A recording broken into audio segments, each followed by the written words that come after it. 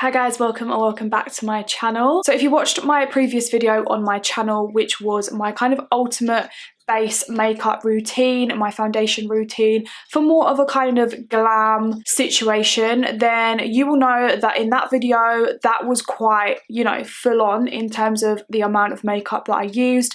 It was quite a more sort of going out appropriate makeup. However, in today's video, what I wanted to do is completely kind of do the opposite of that and kind of on the flip side, which is more of a kind of no makeup look, so really super natural and fresh. It just kind of looks like a little bit more of a kind of enhanced version of yourself as opposed to a full glam, full beat makeup. So yeah, I hope you guys enjoy. Please, if you haven't already, subscribe. That would be amazing. It really helps me out. And also, if you don't follow me on Instagram, I will leave it on the screen. And now I post over there every single day makeup tips, tricks, tutorials, all of that good stuff. So if you wanted a little bit more regular content, then definitely go and give me a follow over there. But yeah, let's just get started in today's video. Just gonna do my usual and put my little clippies in. Okay, so first things first, I am gonna start off with lip care. I think if you're doing any makeup, obviously your lips are very important anyway, and you don't want them to be dry and crusty and looking disheveled on your face.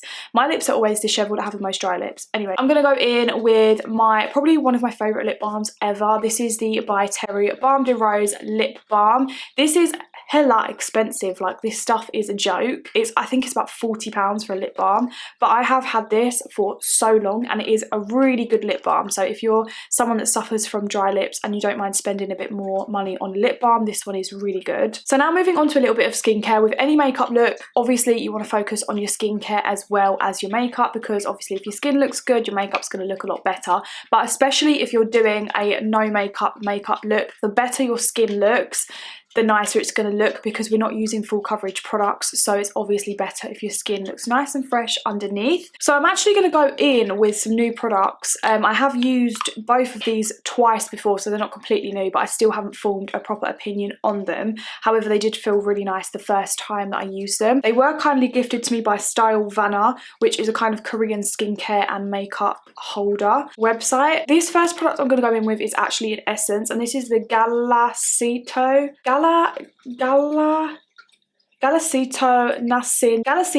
Nasin 97 Power Essence. I've probably pronounced that all wrong. To be honest, I don't really know what essence is supposed to do, but I believe it's similar to a toner and it helps your moisturizer sink in better. So I'm going to go in with this first. So it kind of just feels like a thicker water. Like, it doesn't feel like a jelly, but it just kind of feels like a thicker water, but my skin feels really hydrated, as did it the other two times that I've used it. So I like the way this makes my skin kind of look a bit glowy and lit from within. Next, I'm going to go in with another product from Style Vanna. This is the Ionic Cantella Calming Gel Cream. This says it's good for brightening, wrinkle care. It says it's good for blemish calming. So I'm going to go in with a little bit of this today. I quite liked the texture of this when I used it. It's kind of like a gel texture, so it's quite light to sit underneath makeup. Yeah, that is the texture of it. It's kind of like a jelly. So this is what my skin looks like with the essence and the cream on. As you can see, it looks kind of really glowy and nice and fresh and plump. If you do have more oily skin, then obviously you'd want to use slightly different products, maybe more mattifying ones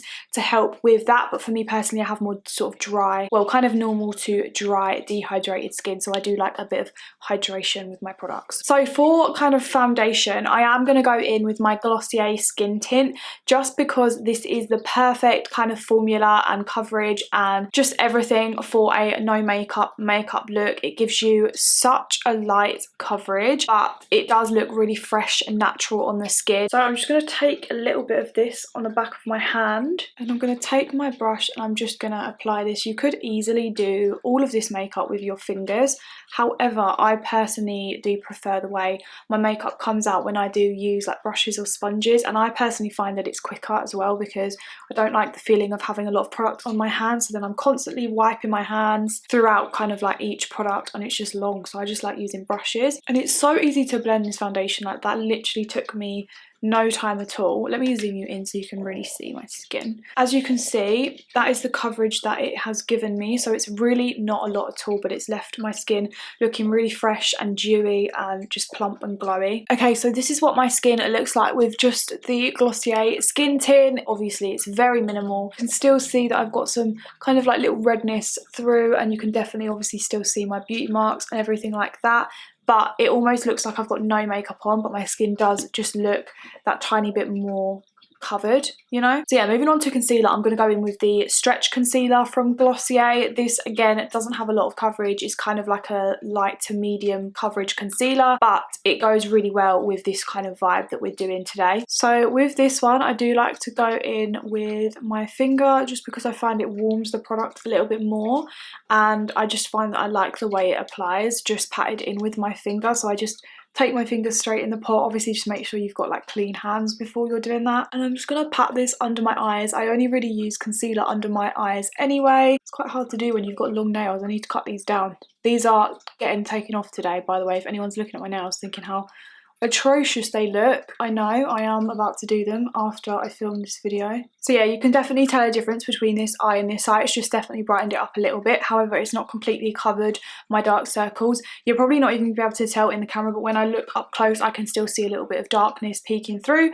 but that's absolutely fine because I don't want to, you know, have a full coverage under eye today. Okay, so now moving on to a bit of a bronzer. You can definitely skip the bronzer step and just move on to blush if you wanted an even more kind of natural look. But for me personally, I am obviously very fair, and I do like to have a little bit more kind of colour and warmth to my skin because otherwise I feel like I look a bit flat, you know. So I am actually going to go in with the same bronzer that I used in my last video, which was for more of my glam look. But this bronzer is very versatile and can be used for kind of all different styles of makeup. It is the Huda Beauty Tantal. I have mine in the shade Fair. So I'm just going to take this brush. This is the Real Techniques 300 brush, and I'm going to take the tiniest amount of this and actually just remove the excess on the back of my hand because this product is quite pigmented and you don't need a lot of it at all. And then I'm just going to go in the kind of hollow of my cheek and blend upwards to apply some cream bronzer. I feel like if you are doing more of a no makeup look, using creams just looks slightly more like skin. It just gives off that kind of more sort of glowy vibe that your skin would actually sort of naturally have, whereas powders can look a little bit more fake and obviously powdery. So yeah, working with creams will give you a lot more of a kind of seamless natural effect, and I'm not going to put a lot of this on at all. In fact, I've probably already put too much on. I'm probably going to have to blend that out with my foundation. I'm just going to take my foundation brush and just kind of blend the edges of that just so that it's even more seamless. So you can just tell such a difference when I look directly ahead that obviously this side just looks a little bit more kind of like it's got a little bit more shape, and this side just looks a little bit more kind of flat. So I do just think taking like 5 seconds to do this step does make such a difference. I am also just going to take this slightly around my forehead and hairline just to sort of warm that up a little bit as well. Right, so now my bronzer is done. You could literally just leave the makeup like this. It looks really nice and kind of glowy and bronzy and pretty, but I am obviously going to complete the look with blusher and highlighter and all of that good stuff. So I'm now going to move on to blush. Now I am going to be also using a cream blush because, as I said, it's kind of the same situation as the bronzer. It just blends into the skin a little bit more skin-like and it just looks a little bit more natural and seamless. So I'm going to be using a bit of a Glossier dupe. Actually, I've recently been using these MUA Blushed Liquid Cream blushes, and these are kind of a dupe for the cloud paints from Glossier. I do have the cloud paints, but I didn't want this video to just be all Glossier products. I wanted there to be a range of different brands and things. This is in the shade Tiger Lily. It's quite a bright shade. I would still say that I do prefer the Glossier cloud paints over these. However, these are about £3, whereas the Glossier ones are about 15. So if you are in the market for something similar but you didn't want to pay the £15 or around that price I think they are for the Glossier ones, then try these out because they are really nice. They're just, in my opinion, not as pigmented as the Glossier ones. So that is the actual shade of it, Tiger Lily. It's kind of like a corally bright shade and it looks quite scary, but actually because these aren't the most kind of pigmented thing in the world, they do kind of blend out a little bit more sheer. So I just like to kind of take a little bit on the back of my hand and sort of like warm it up and spread it out a little bit, and I like to just take a bit on my finger and I'm just going to kind of apply that to my cheek in the area where I want it most concentrated, which is around about there. Then I just kind of like wipe off the excess on the back of my hand and then I just go in and blend. You could easily, again, use a brush or a sponge for this. I do, for this particular, you know, products thing, I do like using my fingers just because I find that it blends it quite easily, and then I might go around the edges with my foundation brush. And this colour is kind of perfect because it kind of just looks like a natural flush. It's got that kind of reddish tone. It doesn't really look too like fake, so it's like perfect for kind of like a no makeup look. So I am just going to blend around the edges with my foundation brush just to make sure that it's all nice and seamless. And then I'm just going to take whatever's kind of left on that brush from blending over the bridge of my nose. I just like doing this. I feel like it ties in the blusher a bit better with the rest of the face. And then what I will do is actually show you what it does apply like with the brush, just so you can see. It is really easy to apply with the brush. I am just using the same foundation brush. I'm just going to kind of press that into the skin. And I'm going to drag my blush up as always so that it helps to lift my face. Okay, so that is it for blusher. I have put quite a lot on, but I do like quite a lot of blush, especially if I'm not sort of wearing too much makeup, because I feel like it looks really kind of cute and natural and pretty. So now I'm going to go in with a little bit of a liquid / cream highlighter. I do love so many cream highlighters. I do love my Glossier Moonshine, which is what I was going to use. However, like I said, I wanted this sort of video to have a little bit more kind of diversity in terms of brands.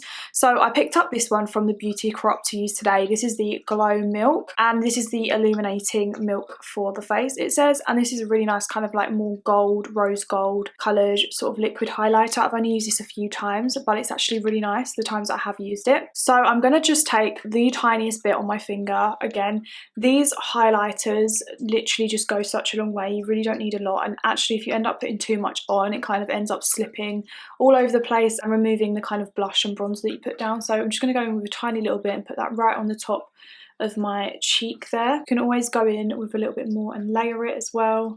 And as you can see, that's just given the top of my cheek there a really pretty glow.